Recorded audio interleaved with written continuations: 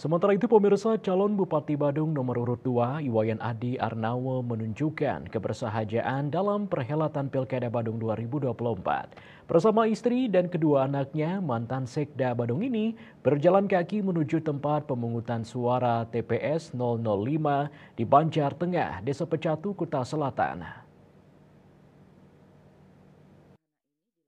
Di Arnawo untuk menyapa masyarakat yang sedang melaksanakan hak pilih.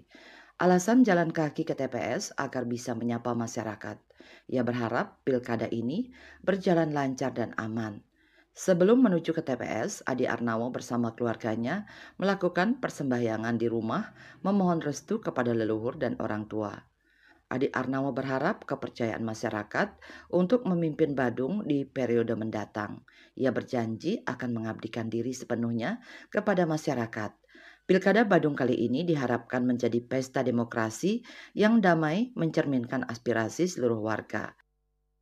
Saya selaku warga negara Republik Indonesia dan khusus Kabupaten Badung telah melaksanakan hak dan kewajiban saya sebagai warga negara yang baik.